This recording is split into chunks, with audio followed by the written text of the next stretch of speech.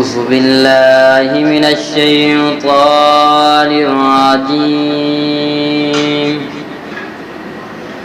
بسم الله الرحمن الرحيم. قل هو الله أحد الله الصمد لم يلد ولم يولد ولم يكن له كفوا أحد.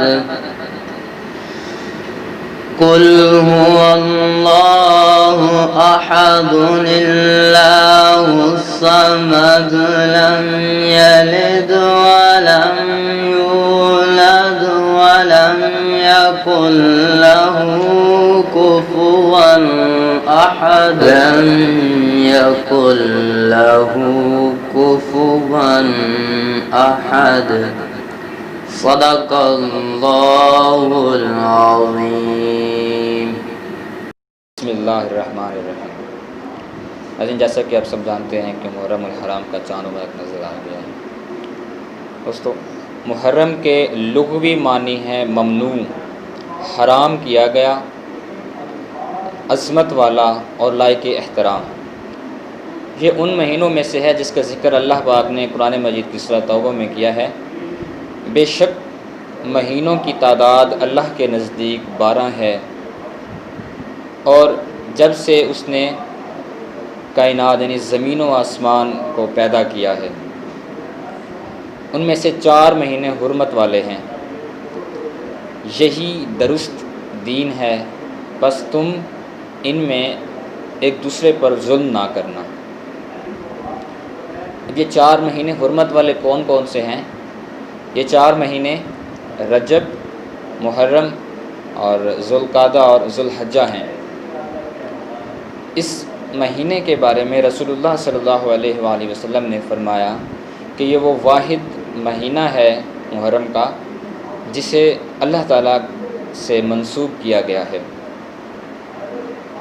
ان 4 مہینوں کا ہمیں ان 4 مہینوں میں باقی مہینوں کے نسبت زیادہ احترام کرنا چاہیے.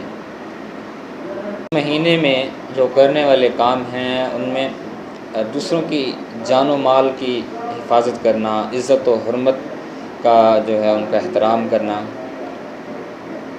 اور دوسروں کے حقوق ادا کرنا. دوسروں کے حقوق ادا کرنا، مسلمانوں کے مال کی حفاظت کرنا، اور اپنے آپ کو خصوصی طور پر اپنے گناہوں سے بچانا. اور اس مہینے میں کوشش کریں کہ کسی پر کسی قسم کا ظلم نہ ہو، کیونکہ باقی مہینوں کی نسبت اس مہینے میں ہونے والے گناہ کا جو عذاب ہے، وہ گناہ ہے، وہ زیادہ شدید ہوتا ہے باقی مہینوں کی نسبت. تو اس لیے اللہ پاک نے سورۃ توبہ میں بھی فرمایا ہے کہ محرم کے مہینوں میں تم ایک دوسرے پر ظلم و ستم نہ کرو، دوسرے کا حقوق ادا کرو، دوسرے کے مال کی حفاظت کرو. نبی اکرم صلی اللہ علیہ وآلہ وسلم نے فرمایا کہ جس شخص نے کسی مسلمان شخص کا جھوٹی قسم کھا کر حق مار لیا تو بلا شبہ اللہ سبحانہ وتعالیٰ اس پر جہنم واجب کر دیتے ہیں اور اس پر جنت حرام کر دیتے ہیں. تو ایک شخص نے پوچھا کہ یا رسول اللہ، خواہ وہ چیز کتنی ہی چھوٹی کیوں نہ ہو، تو آپ صلی اللہ علیہ وآلہ وسلم نے فرمایا کہ اگرچہ وہ مسواک کی شاخ ہی کیوں نہ ہو. یہ روایت رواہ مسلم میں موجود ہے. ناظرین، اللہ کے نزدیک سب سے بہترین لوگ وہ ہیں جنہیں دیکھ کر ہمیں اللہ کی یاد آئے، اور بدترین وہ ہیں جو چغل خور ہیں، بدگمانی پیدا کرنے والے، لوگوں کے درمیان جدائی پیدا کرنے والے، ظلم و ستم کرنے والے، جھوٹ بولنے والے. تو اس ماہ میں صلہ رحمی کی طرف زیادہ ترجیح دینی چاہیے. ہمیں رشتوں کو جوڑنا چاہیے اور اس مہینے کے سمجھنا چاہیے اور اس مہینے میں احترام کرنا چاہیے. اللہ پاک سے دعا ہے کہ آنے والا نیا جو سال ہے اس میں اس کی خوشیاں مبارک کرے. اللہ پاک سب کے لیے آسانیاں پیدا فرمائے. اللہ پاک ہم سب کے پچھلے گناہوں کو معاف فرمائے.